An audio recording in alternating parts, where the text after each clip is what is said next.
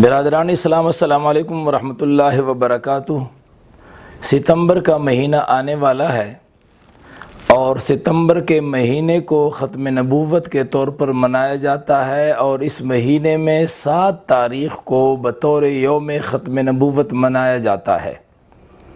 مرزا غلام احمد قادیانی نے سن 1900 میں نبوت کا دعویٰ کر کے خود کو امت مسلمہ سے الگ کیا۔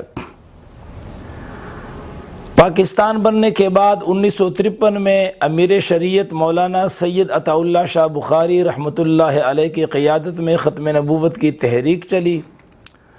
اس تحریک کا مطالبہ یہ تھا کہ قادیانی جو خود کو امت مسلمہ سے الگ کر چکے ہیں، انہیں کوئی حق نہیں کہ وہ اسلام کا نام استعمال کریں، چونکہ قادیانی اسلام کا لیبل استعمال کر کے مسلمانوں کو دھوکہ دہی کے ذریعے سے ختم نبوت کے انکار پر آمادہ کرنے کی کوشش کر رہے تھے۔ اس لیے 1953 میں مسلمانوں نے مطالبہ کیا کہ قادیانی غیر مسلم اقلیت ہیں، امت مسلمہ کا حصہ نہیں ہے، انہیں امت مسلمہ سے الگ سمجھا جائے۔ 1953 میں مولانا سید ابو العلا مودودی رحمۃ اللہ علیہ نے قادیانی مسئلہ نامی رسالہ لکھ کر کے عقلی اور نقلی دلائل سے یہ بات واضح کی کہ قادیانی لوگ امت مسلمہ کا حصہ نہیں ہیں، قانونی طور پر، اخلاقی طور پر اور شرعی طور پر کسی بھی طور پر قادیانی امت مسلمہ کا حصہ نہیں ہو سکتے۔ مولانا مودودی رحمۃ اللہ علیہ کو قادیانی مسئلہ کی پاداش میں گرفتار کیا گیا اور آپ پر سزائے موت کا حکم کیا گیا۔ قادیانیوں نے قادیانی مسئلہ کو بم قرار دیا۔ 1953 کی تحریک ختم نبوت، جس کی قیادت امیر شریعت مولانا سید عطا اللہ شاہ بخاری رحمۃ اللہ علیہ فرما رہے تھے، جنرل اعظم خان کے فوجی جبر سے وہ تحریک ناکام بنائی گئی۔ مولانا عطا اللہ شاہ بخاری گرفتار کیے گئے، مولانا مودودی رحمۃ اللہ علیہ گرفتار کیے گئے، دیگر قائدین ملت گرفتار کیے گئے اور کم و بیش 10,000 مسلمان شہید کیے گئے۔ 1974 میں 29 مئی کو نشتر میڈیکل کالج ملتان کے اسٹوڈنٹس جو اسلامی جمعیت طلبہ کے اہلکار تھے، جب ملتان سے ریل گاڑی میں پنڈی جا رہے تھے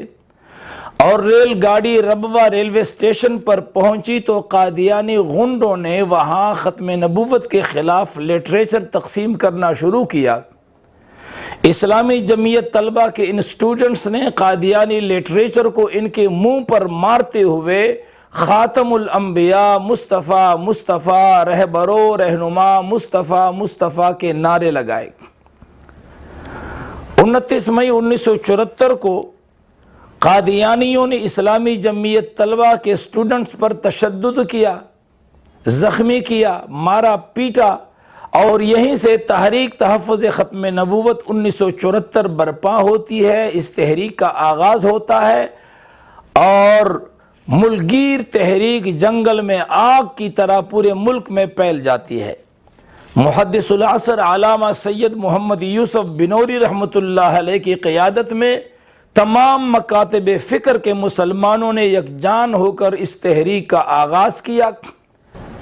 مولانا شاہ احمد نورانی، مولانا مفتی محمود اور پروفیسر غفور احمد رحمۃ اللہ علیہم نے پارلیمنٹ میں اس تحریک کو اٹھایا۔ 13 دن ختم نبوت کے اس ایشو پر مباحثہ ہوا۔ قادیانی جماعت کے اس وقت کے سربراہ مرزا ناصر مدعو تھے اور وہ پارلیمنٹ میں موجود تھے۔ 13 دن بحث اور مباحثے کے بعد پوری پارلیمنٹ اس بات پر یکسو ہو گئی اور مطمئن ہو گئی کہ واقعی قادیانی اسلام سے الگ ایک فرقہ ہے، امت مسلمہ سے الگ ایک جتہ ہے، غیر مسلم ہے، اور 7 ستمبر 1974 کو پاکستانی پارلیمنٹ نے قادیانیوں کو متفقہ طور پر غیر مسلم اقلیت قرار دیا۔ اس مناسبت سے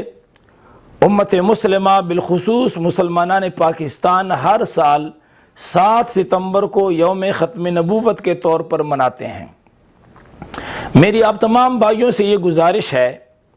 کہ گزشتہ کی طرح اس سال بھی 7 ستمبر کو بالخصوص ختم نبوت کے طور پر انتہائی جذبے، شان اور شوکت سے منانے کی کوشش کی جائے، اور اس میں مجاہدین ختم نبوت 1953، مجاہدین ختم نبوت 1974، مولانا سید عطا اللہ بشا بخاری، مولانا عبدالستار خان نیازی، مولانا سید ابو الاعلیٰ مودودی، اور 1974 میں اسلامی جمعیت طلبہ کے وہ سٹوڈنٹس جنہوں نے اپنی جانوں پر کیل کر آقا صلی اللہ علیہ وسلم کی ختم نبوت کی حفاظت کے لیے تحریک برپا کی۔ اس دن ان تمام اکابرین ملت اور مجاہدین ختم نبوت کو خراج تحسین پیش کرنے کا، مجاہدین ختم نبوت کو خراج تحسین پیش کرنا چاہیے، اور اس کے ساتھ ساتھ آئندہ کے لیے یہ عزم بالجزم کرنا چاہیے کہ ہم آقا کریم صلی اللہ علیہ وسلم کی ختم نبوت پر کسی قسم کی آنچ آنے نہیں دیں گے، بلکہ رسول اللہ صلی اللہ علیہ وسلم کی ختم نبوت کی حفاظت اور آپ کی عزت و آبرو کی حفاظت کے لیے تن من دن، جان مال، عزت و آبرو سب کچھ داؤ پر لگا کر آپ صلی اللہ علیہ وسلم کی عزت و آبرو اور عقیدہ ختم نبوت کی حفاظت کو یقینی بنائیں گے، اور آئین پاکستان میں اسلامی دفعات، ناموس رسالت قوانین اور ختم نبوت قوانین کے خلاف جو سازشیں ہو رہی ہیں، انشاءاللہ تعالی ہم ان تمام سازشوں کو ناکام کرنے کا عزم بالجزم کریں گے، اور یہ عہد کریں گے کہ زندگی بھر رسول اللہ صلی اللہ علیہ وسلم کی ختم نبوت کی حفاظت کے لیے کام کریں گے۔ شکریہ، والسلام علیکم ورحمۃ اللہ وبرکاتہ۔